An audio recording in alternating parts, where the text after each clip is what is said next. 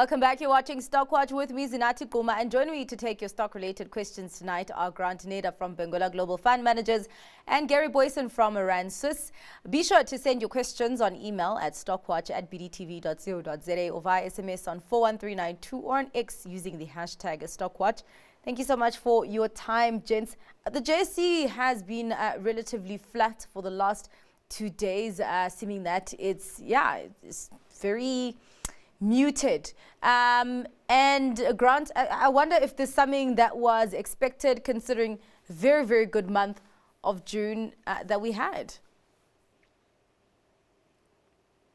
Yeah, certainly. I think you can expect some consolidation of those moves. And what I've noticed is, yes, we're kind of flat, but from day to day, it's different sectors that are moving. Some are pulling back while others are in the green and vice versa. And so it actually points to quite good breadth. So there's some profit taking in some sectors and the like that have done well. But in amongst all of that, the market itself is actually holding up quite well on an index level. And I think that's quite encouraging. I think there's a few there's a few people sitting on the sideline looking for an entry level in a number of things. So I'm quite encouraged with the price action, even though it does look hesitant at face value. Yeah, it's quite interesting that you talk about, the signal of good breadth in our market. Gary, crossing over to the U.S. markets, because actually those have been reaching record high after record high. And are we still not seeing enough breadth there in the U.S. markets? I think there's almost absolutely no breadth whatsoever in the US market. It's all been driven by information technology, and I suppose anything that can vaguely resemble AI is driving the markets higher. And I think it's something crazy. Like if like obviously we've got the earnings season coming up now, and I think there's we're going to have the big banks reporting on Friday. And I was reading a stat yesterday, saying that. I think they're expecting earnings to lift around 8.8%. But if you take out the top 10 stocks, you're expecting essentially flat earnings overall. So it's a very narrow earnings-driven rally.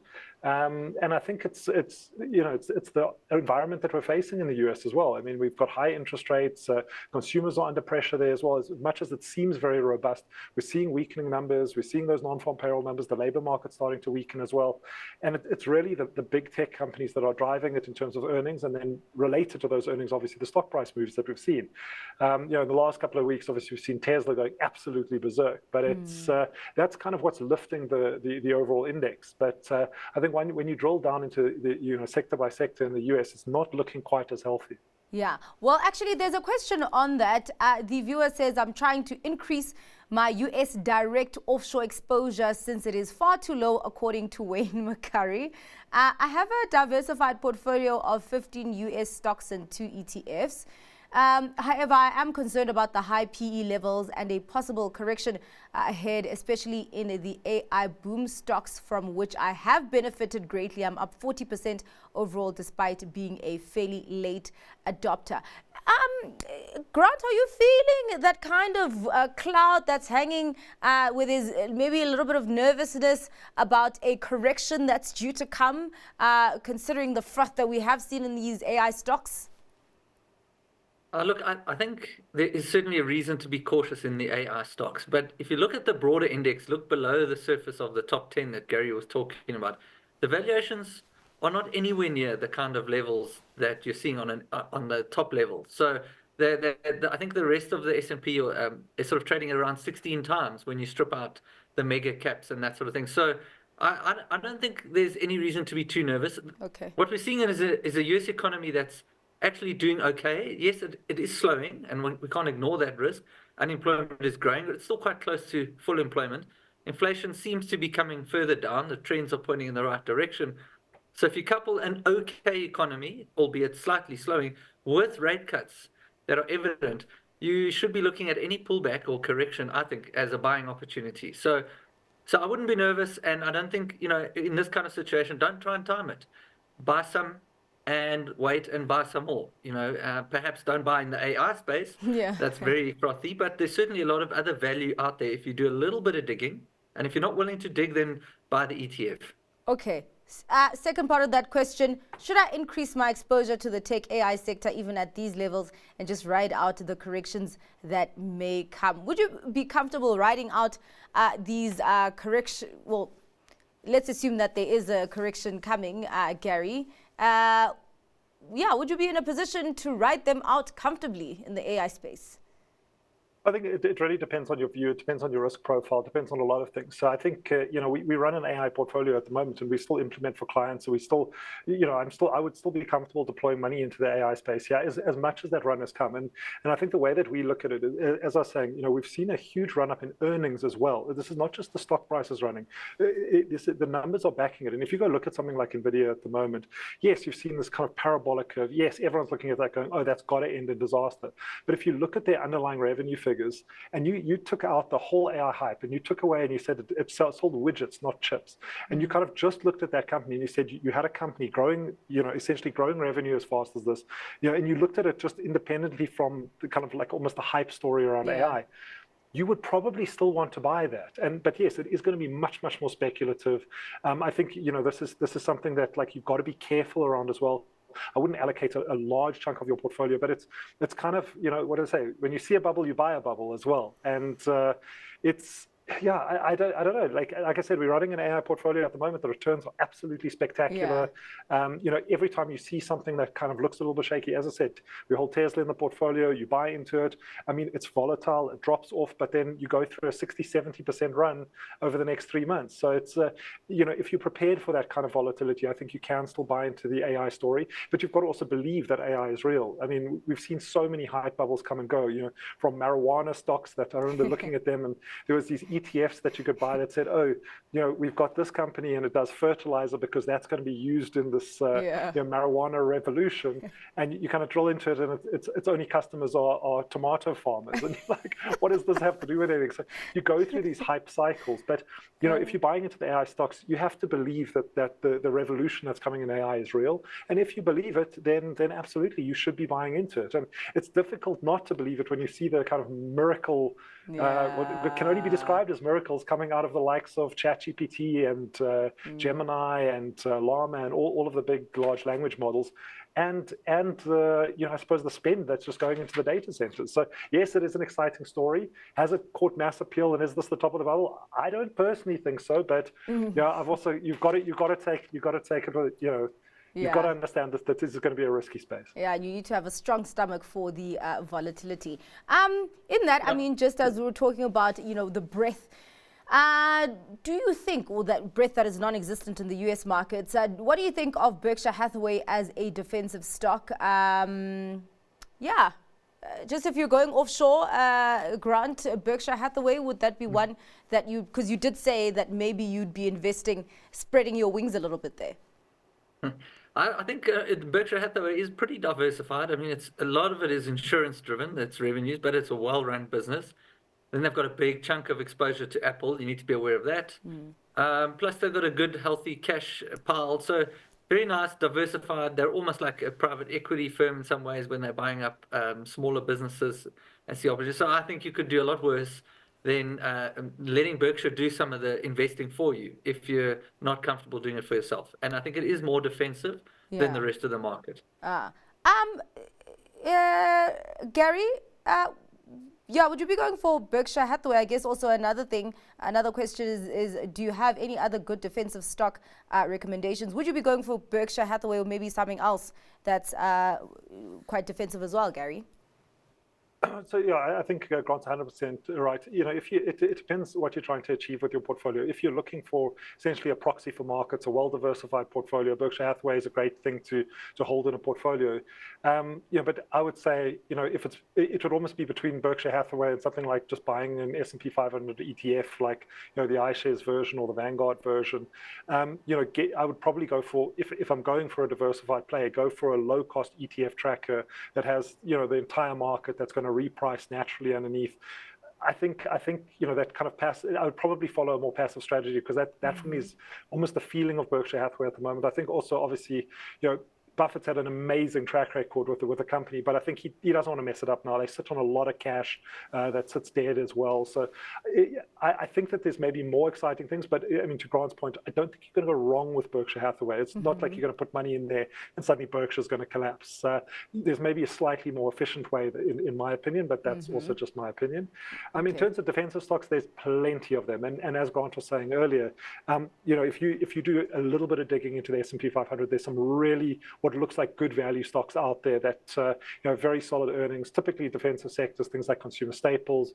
I mean, we hold things like Procter & Gamble, which is actually looking great at the moment, but you look at those kind of like more defensive companies, you can look at some of the healthcare companies as well, although anything to do with GLP-1 drugs and anything, you look at Novo Nordisk, Eli Lilly, any of those, the stock prices look pretty scary, but looking at something maybe more traditional, something like a Pfizer, I think, there's a margin of safety to be had on Boeing as well. So, I mean, potentially looking at Boeing with all the bad news that they're going through, it's still an American juggernaut, and it's very difficult to see how the US government is not going to buy, they buy from them anymore. So, I think lots of defensive, but you've got to do your digging. Okay. Well, talking about digging, let's go into South 32.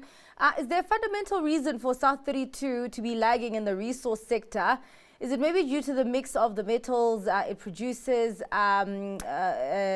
manganese, aluminium, zinc, copper, and metallurgical coal? Or is it purely due to having the wrong mix of metals, or is there alternative reasons? Grant? Look, I can't say for sure. I don't follow this one that closely. I don't think they've got a bad portfolio in terms of the mix. Yeah. Obviously, the sort of met coal is unfavored at the moment. I do think they're not the lowest cost producer. They're not the best operator in the different metals categories. And so you don't always know perhaps the quality of the operator that you're buying into. And I think some of the bigger caps, the bigger diversifieds tend to capture more of the attention because it's a bit more of I'd argue it's even a safer play. I don't think South 32 is a bad play. Yeah. But I don't think it's at the quality that some of the bigger guys are. That's just my perspective. All right. Grant mentioned something that maybe because it's not the lowest cost producer, not that it's not quality, but maybe investors tend to go for the other diversified miners. Your take on that, Gary? Yeah, so I was just looking at to make sure that it depends where you take your starting point on these things. It's also so important. So I just want to make sure that this really is underperforming. So yes, on a 52-week period, I mean, it's underperforming. It's essentially flat compared to like a Glencore up 18%, and Exxaro up 37%. But at the same time, if we just look at the year-to-date return, Exxaro is up almost 2%. South 32 is up 8.1%. So year-to-date, it's actually ahead of it's ahead of Exxaro. Both of those, maybe a little bit of pressure just coming from as you say, the more dirtier players, the kind of older coal businesses. Yeah. And I also take Grant's point on that one. I think a business that, especially when commodities are under a little bit of pressure, when you're starting to see very low multiples, you're kind of feeling, the effects of the cycle as well. That's and also the highs that we came off after Ukraine, people probably migrating towards the larger diversifieds. I think that's seen as almost a relatively more explainable position in the portfolio for professionals, and also for smaller investors. I think looking at an Anglo or a BHP looks relatively safe in the portfolio in what is a volatile sector. Well, just still sticking to the commodities, there's a question here on Harmony. Is Harmony a short? At 177, it seems overbought. Grant, Harmony, would you be shorting Harmony at this point? Or I guess maybe the whole gold sector? Yeah, look, it's an interesting perspective. I think if you're trading and the technicals are stacking up for a little short, given that it's up 135% over the last year and it's up 50 odd this year, sure, have a go. I don't know if it's a short here. What I will say is you cannot separate your view on Harmony from the gold price and the geopolitical drivers that are at play. So if you want to be more fundamentally bearish, you need to probably look more carefully at your view on gold and the fundamentals around that. And I think, to my mind, there's still a lot of support for gold. You've got sustained central bank buying as the de-dollarization gathers steam around the world. You've got the geopolitics. You've got the potential risk escalation through Russia and Ukraine, through the Middle East. I think there's a lot of reasons not to be short gold. You don't have to own it, but certainly, if anything happened sort of overnight in this escalated risk environment, gold's not the one thing you want to be short of. You want to be short of everything else. So I can't comment on yes or no. I'm just saying, I think, you have a clear understanding of what your view is and why you're shorting it. Just because it's gone up a lot, it is highly geared to the gold price, so be careful. Gary, would you be looking at Harmony Gold or any of the gold miners on a fundamental basis, or just purely trading opportunities? So again, I kind of tend to agree with Grant there. I don't know, looking at the technicals, if a short is setting up here. I mean, that looks like a spike. I mean, that looks like a flag to me. So I would probably say the next move is higher if I was looking just at the chart.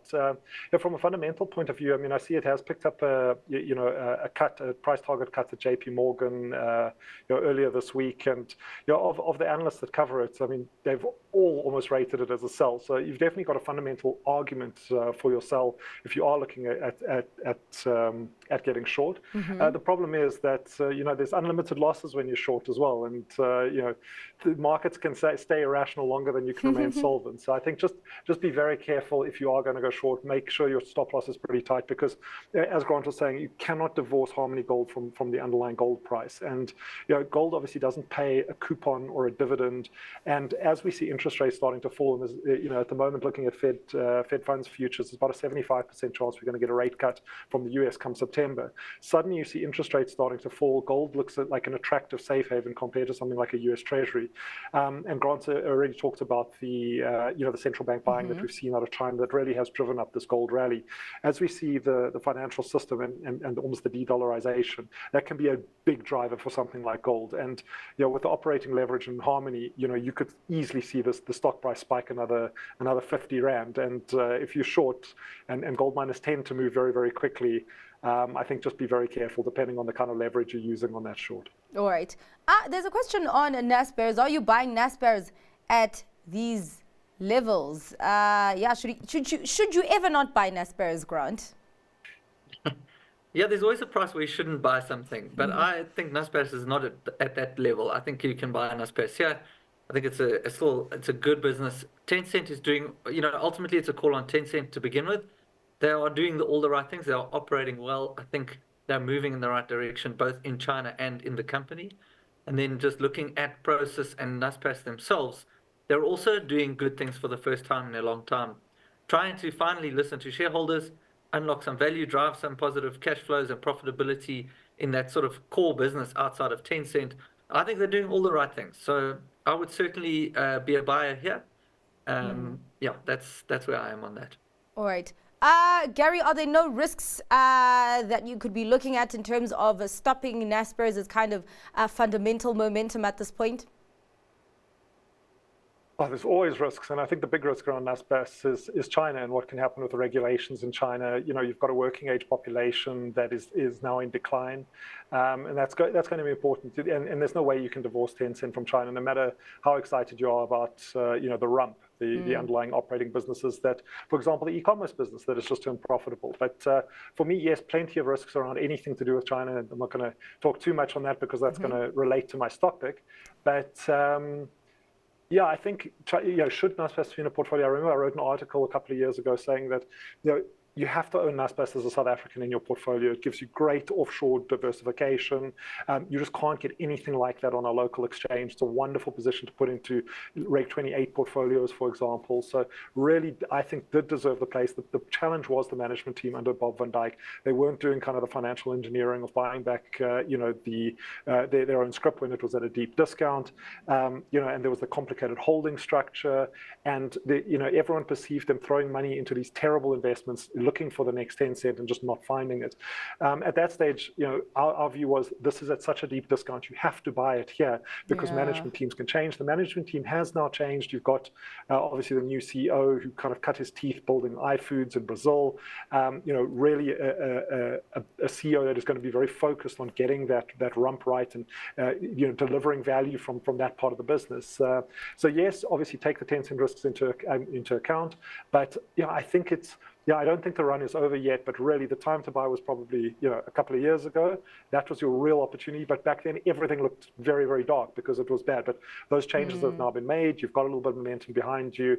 I would say you can still see the discount unwinding significantly. So should it be in portfolios for a South African? Absolutely. All right. Grant, is Brait one that you are looking at now, particularly with the ethos unbundling? It's a shareholding in Brait. I did see that today. Brait actually did have some buying on it. Not as much as Ethos, though, after the announcement that they've gotten all the approvals for the unbundling. So, yeah, the question is, what do you feel about Brait? Do you think that it is a good recovery stock after the rights issue is done? It might be. I think it's been the most incredibly disappointing story. And I think the fact that Ethos, who are really, really good operators, haven't managed to turn that business around in 4 or 5 years tells me how poor that portfolio underlying that business is. And so I think there's still serious challenges there. Yes, the balance sheet, the post-rights issue balance sheet effect is often quite positive for the next 3 to 6 months at least. There's that upswing, and the risk is a lot of risk out of the system. I don't feel confident or compelled to rush in and buy that one. There might be some value unlock there. I just think that they really don't have a good portfolio, and I'd rather not hold poor quality assets, regardless of the opportunity. Yeah. But that's just my conservative view on that business. All right. Grant not sold on Brait. Gary, do you think that it could recover, particularly with lower interest rates, maybe supporting the business there, Virgin Active, New Look? You are shaking your head. Well, again, I think I've lost enough money on Brait. I struggle to look at it anymore. But so I don't kind of cover Brait. I don't really look at Brait. There's no, there's no kind of exciting news or reason that it picks up on our screen as it doesn't really feature as a potential option for our local portfolios. So, like I said, I don't know if I can add too much to what Grant said. As for the Virgin Active business, the last I saw of them, they were telling Twitter that they were giving up on Twitter and they're no longer willing to market in a toxic environment. I thought it was kind of funny, but you also, for a company like that to kind of be saying things like this on social media, I don't know. Yeah. So like I said, I don't cover the stock, but it's not on our radar. It doesn't pick up on screeners. We would be avoiding for now, unless things materially changed. You want nothing. All right. Let's get to your stock picks for today, gents. Grant, what are you picking? Right, so my stock pick is Enter Sports. It's a shoe company, essentially, and it's based in China. I think there's a number of opportunities presenting. I think the consumer is bottoming out in China, so there's the potential to benefit from an uptick in the consumer and the Chinese economy. They're taking market share from Nike. They've got quite a good brand portfolio. One of the stars of their portfolio is actually Fila, the old brand that many of us would still remember. It is one of the best or most popular brands in China. So this is a good operator. They've pulled back about nearly 20% over the past month. And so I think it's presenting quite a cheap, attractive entry point if you're taking a sort of 2 to 3 year view.